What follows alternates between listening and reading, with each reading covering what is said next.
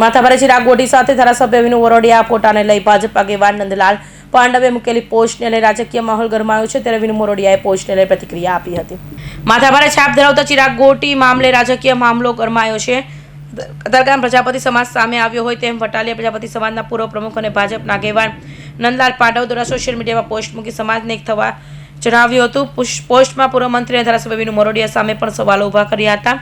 વિનુભાઈ મોરડિયા સમાજને એક કાર્યક્રમમાં મોટી વાતો કરી હતી અને બોલ્યા હતા કે અસામાજિક તત્વો કતારગામ છોડી દે, 8 વર્ષથી કોઈ ગેંગ રહેવા નથી તો સાહેબ આ તમારા જ ગામનો ટપોરી એટલી હદે લોકોને માર મારી રહ્યો છે એ શું છે?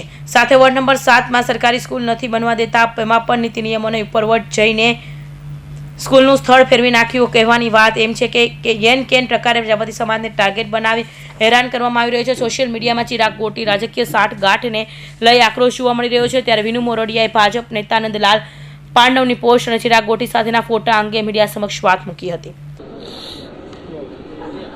જી સર, ચિરાગ ગોટી સાથે આપના ફોટા વાયરલ થઈ રહ્યા છે,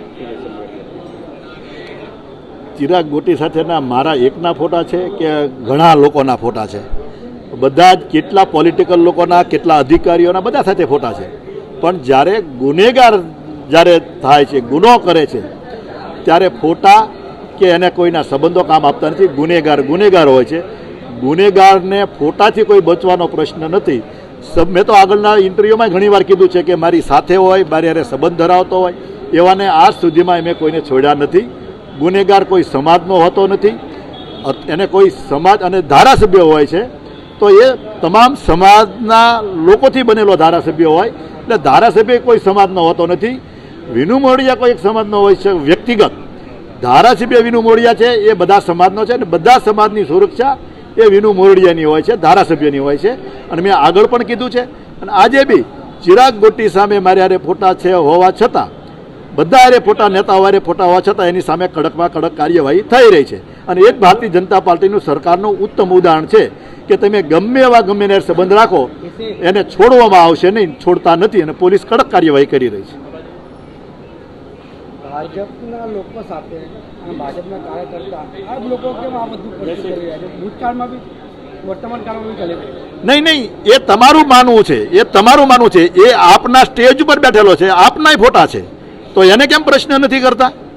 અન્ય સમાજના, અન્ય લોકોના ગુનેગારો હોય છે, અન્ય પાર્ટીના ગુનેગારો આવ્યા છે તો એનું હોય છે। મેં કીધું એમ કોઈ પણ પક્ષનો ગુનેગાર એક પક્ષના હોય એવું ન હોય।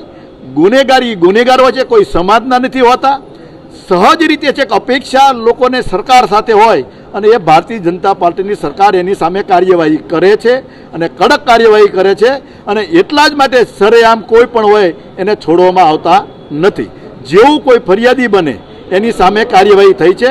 એને અમારા ભાજપના કે કોઈ પણ એક પણ વ્યક્તિએ એને છાવર્યો નથી।